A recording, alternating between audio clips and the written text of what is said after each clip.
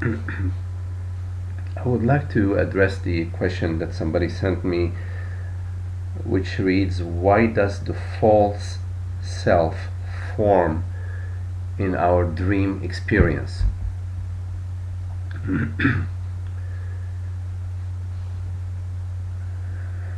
I would like to start by pointing out that there is no real false self. What we refer to as the false self, or just the self, not capital S self, it's the personal self, is the belief that consciousness is personal, belongs to a specific body-mind, and is dependent on a specific body-mind.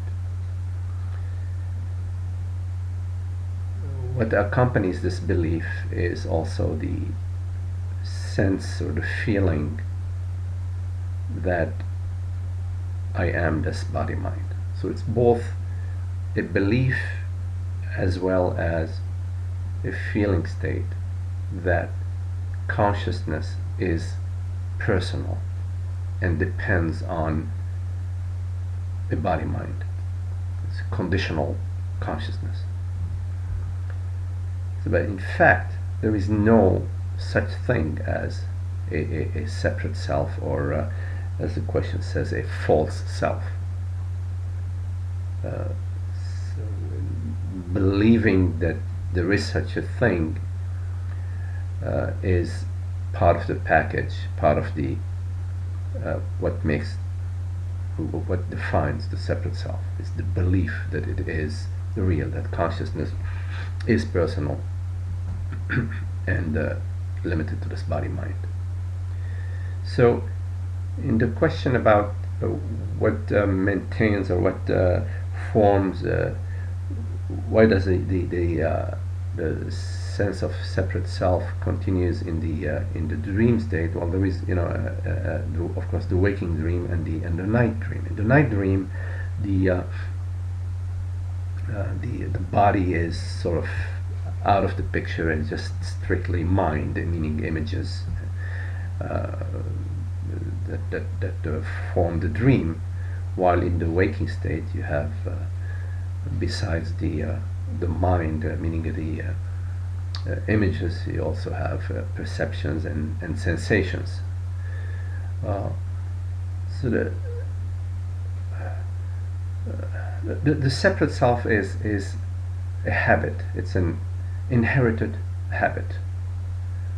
We've learned and accepted over time that consciousness depends on a specific body-mind, is personal. And over time, that feeling that consciousness is personal has become habitual. So we live with that throughout the waking state. We refer to I as a body-mind, not I as consciousness. Now the body-mind, when we refer to I as the body-mind and not as consciousness, what we fail to notice is that the body-mind appears to consciousness.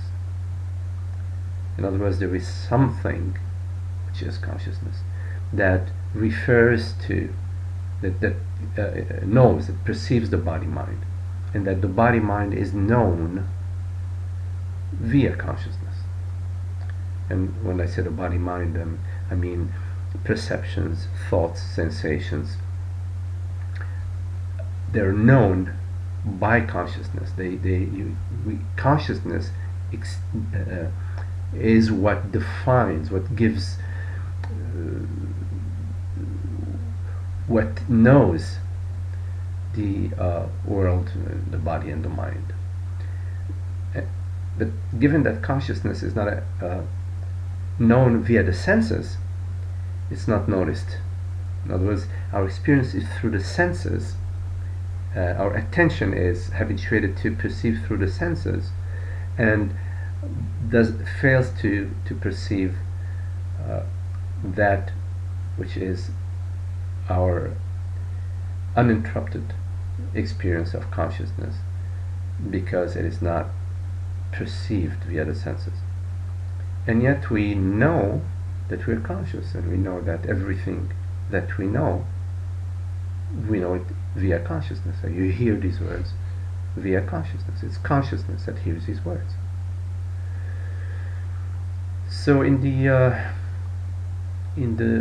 dream state, meaning the night dream state, there are images that arise, which means the mind, and what accompanies these images, and that's all unnoticed, is the me, the I, the separate self quality. So there is the sense of being a person, meaning that consciousness is personal, also permeates the night dream. And we don't notice that except when, for example, we wake up. If we have a nightmare, then we wake up and we're quite aware that there is a me in there. Now the contemplation of consciousness, meaning the contemplation that we are consciousness and that everything is known via consciousness, and that there is only consciousness that we can be sure of, that we are sure of, since it is that perceives everything, that knows everything. This contemplation takes place in the waking state, meaning through your reading, through your meditations, through your explorations, your reflections about what is the nature of your experience, what is the nature of consciousness. Is consciousness limited? Is there any other way of knowing anything besides via consciousness? You will find that there's nothing that knows anything besides consciousness. There's only consciousness is knowing. So the contemplation that you do during the waking state, in time, will reverse, will start sort of poking holes into the belief structure in the separate consciousness. That belief system, which we refer to as ignorance, will start to lose its strength and become more porous in your waking state, as you become more and more aware that you are consciousness, and it's consciousness that knows everything, and that this consciousness is not personal. There are no borders to it. So as that understanding ripens in your waking state, it will also start to permeate your night dreams, and you will find that your night dreams will become less troubled with the separate entity identification and all the constraints that come with that. Okay, thank you.